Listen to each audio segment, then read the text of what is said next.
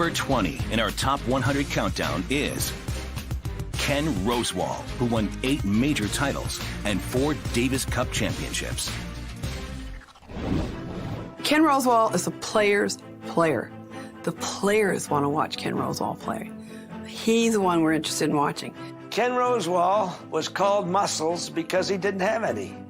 He was just a little guy trying to get along, and boy, did he get along. Ken was a different kettle of fish. He enjoyed it so much, he'd almost feel like he'd go to bed hitting a backhand. The thing about his game was, it always looked as if he was hitting the right shot. He was so perfectly balanced. His court coverage was wonderful, his footwork immaculate, and he always looked in balance when he was making his shots. The legend goes that Rosewall never got a bad bounce on any surface because he moved so well. He was low centre of gravity. He's only a short man by today's standards. But he hit the ball out of the centre of the racket every time because he had great footwork, a classic backhand with some of the greatest volleys that the world's ever seen.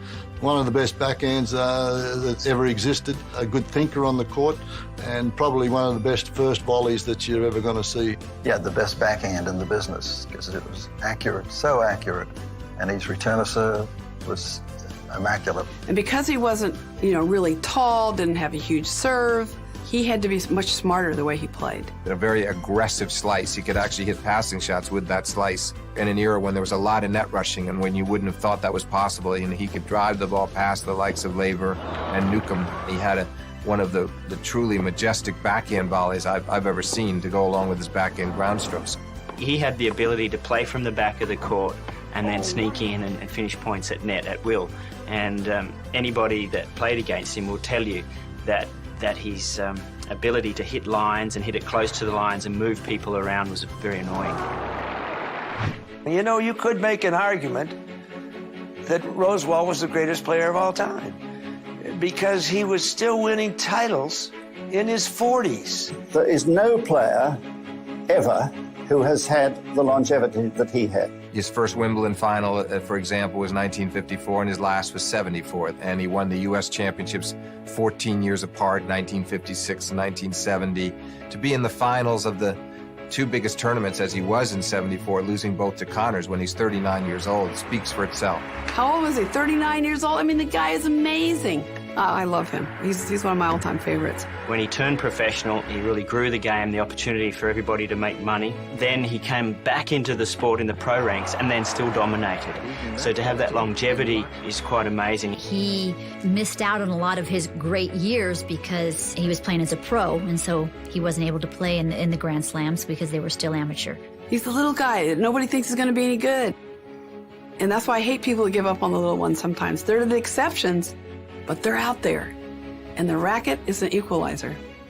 Little Kenny Rosewall, he is at just about the top of my list. Still the oldest U.S. Open champ at 35. Paul, he tested Father Time before it was the cool thing to do. How did he maintain that high level for so long? Well, one of my favorite things about Ken Rosewall, looking back at some of these clips, talking to the old Australians, and hearing about how successful he was, is he was one of the best players at knowing his own game. You heard Billie Jean and some of the other legends in these clips talk about how good his backhand was, how good his footwork was. And remember, this is in a time with wood rackets, and you're not getting a lot of help with the backhand and the ground strokes. He had an incredible amount of stick on the backhand through the ball, got the court to help him with that movement, and a great mover. So he understood with his size, a little bit shorter, he had to be a great mover, had to use his backhand, had to use his tennis IQ to figure out to get up to the net. And you heard Rod Laver say he was a great volleyer. I mean, this guy was so solid up at the net. And when you combine that with his longevity, I mean, he won his first and last Australian Open 19 years apart. This guy is one of the all-time greats, and the only thing better than his tennis is his humility, one of the nicest guys on the tour.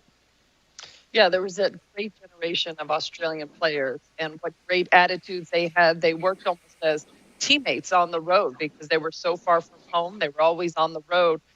But what I love about this story is that he was always getting better. If you're still winning titles in your 40s, you're still looking at ways to improve. How do you keep that level up?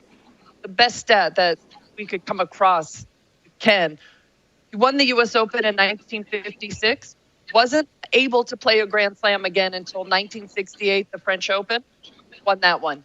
Almost 12 years apart and just went right back into winning.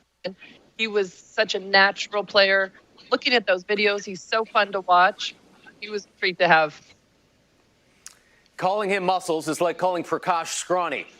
You heard Billie Jean King say that, like Lindsay said, a player that the players wanted to see play, Prakash. So what was it about his game that made him so popular among his peers? I think it was the things you don't necessarily see on TV, but playing as a high-level athlete, a high-level tennis player, you're able to appreciate those things. But what I've heard for decades about Ken is, of course, that magnificent backhand. I got to see him up close a few times. He actually hit with me when I was a kid at about 9 years old. But there used to be a Pro-Am event up in Long Island right before the US Open, the Huggy Bear event, where an older player would play along with a current pro. And Muscles might have been, I don't know, in his 50s. And he'd have guys in the top 10 at that time on the ATP Tour banging down serves at 135 miles an hour. And his eyes were so good, he'd be putting the backhand down the line this way, down at their feet this way, throwing a lob over them. And I just could not imagine how, even at that age, he was able to see the ball so well. Just a magnificent talent. And as Paul said, an absolute gem of a guy. I love to hear these stories about the former generations of tennis legends. All right, well, Ken Rosewall, the only male player to win a Grand Slam in 3 separate decades. Let that sink in. When we